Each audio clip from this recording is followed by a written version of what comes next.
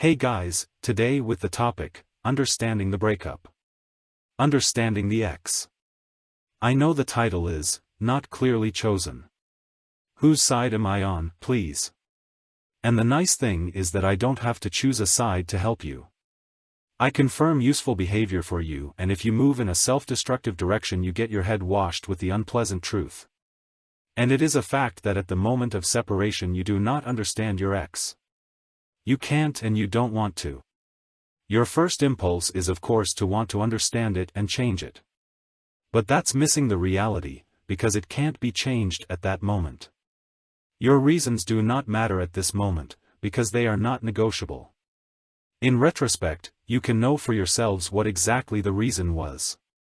This is usually not too difficult, and in most cases you already have this in mind when you split up. There is only one overriding reason for a breakup. Lack of attraction. Because of this she doesn't feel what she used to feel, doesn't see a future with you anymore and focuses on her own happiness, which tells her, you can't do this here anymore. How came about can have many reasons and few have anything to do with intention from your side. Of course there are those people who were toxic from the beginning or do hurtful crap. But those are actually red flags or is partly an action that is also due to loss of attraction. Let's take as an example you cheated. Why do you do something like that? Because the attraction to the partner is not enough to desire only her. There may be an infinite number of individual reasons, but roughly speaking, you no longer had eyes only for your partner. And vice versa, you can see it the same way.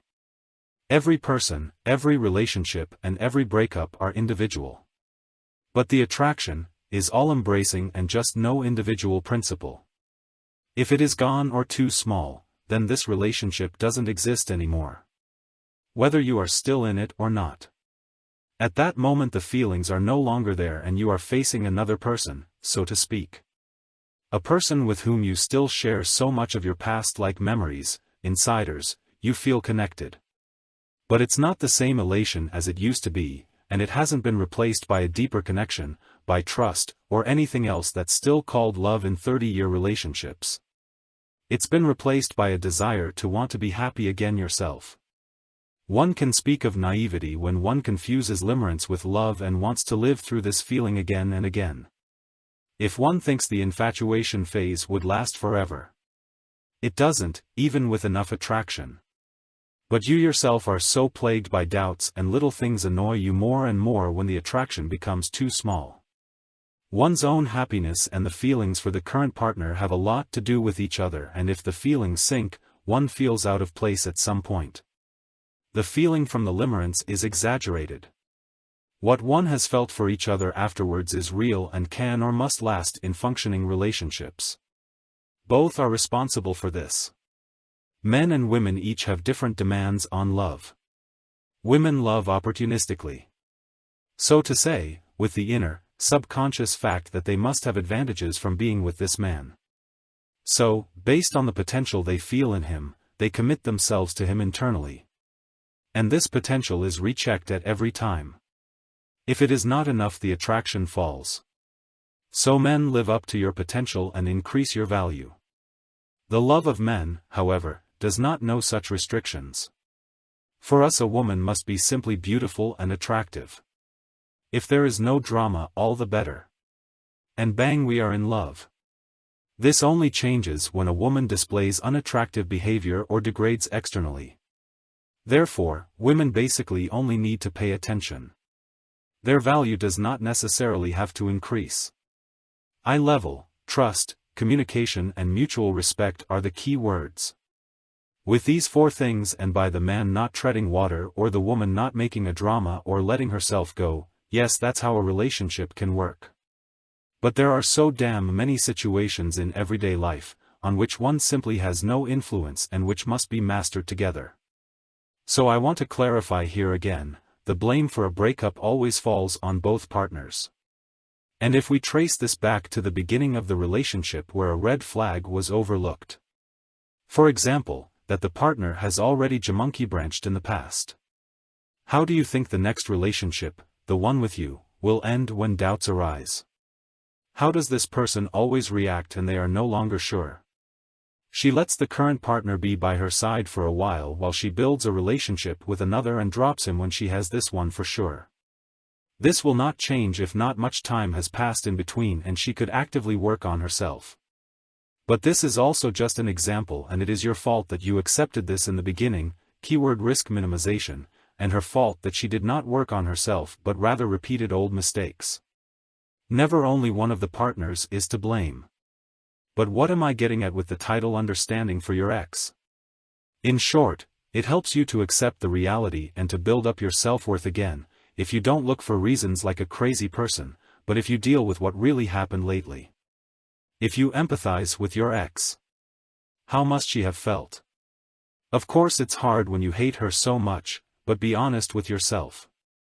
This is just a phase, and internally if you want her back you don't hate her, but anger and love are just too close. I'm also not about you forgiving or downplaying her behavior that was obviously there and showed you what she thinks of you right now.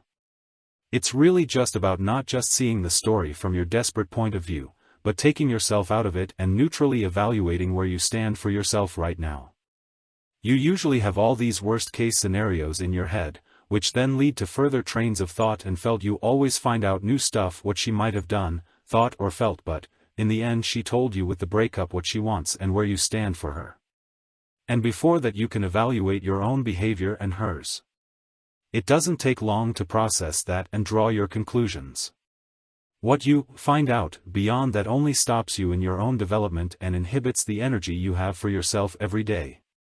The point is this: you have to become happy again. And you will become happy again. The moment when you feel bad will pass. The speed with which this happens depends on your will and your knowledge. I and others can give you the knowledge as well as they can. Your will is under your own control. And if you inwardly possess the strength to see the big picture and also to put yourself in your ex's place from the beginning, then you are in the best position for every conceivable goal that you could have. Because all these goals require that you rebuild yourself, and if you know what went wrong in the last relationship and who had what part in it, as I said, every relationship is individual, and with a new partner you might not have the same problem because she deals with it differently. But inside, like with your ex, there is a deficit, and sooner or later you fall on your face. Whether in a relationship, with friends, or at work. We are not talking about not having a certain ability. We are talking about deep emotional and psychological deficits that everyone has somewhere and that we can correct once we have noticed the deficits. If you go directly into the next relationship, this becomes difficult, because it distracts you from the real problem. This is also the real reason why many say, never take your ex back.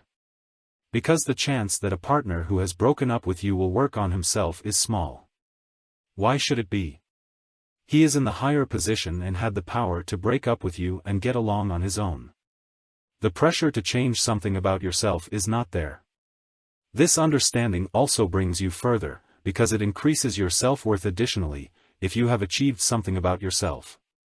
Of course you don't need a psychological profile of your ex-partner. How often do I see the attempts of you to interpret all this, and I do this in the coaching sessions with and for you.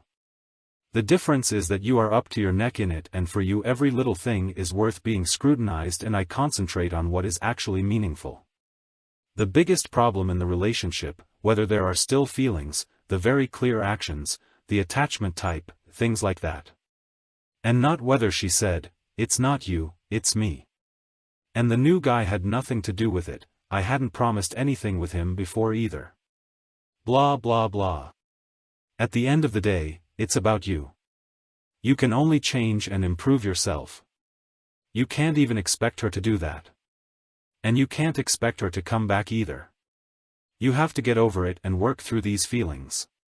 Only then will you be able to have a normal conversation with her, which could lead to a nice time together. And knowing at that moment what was going on inside her, is a huge advantage for you. But you won't know that when you break up with her, and you can't really judge it while you are still so needy towards her. Understanding your ex and letting go hand in hand.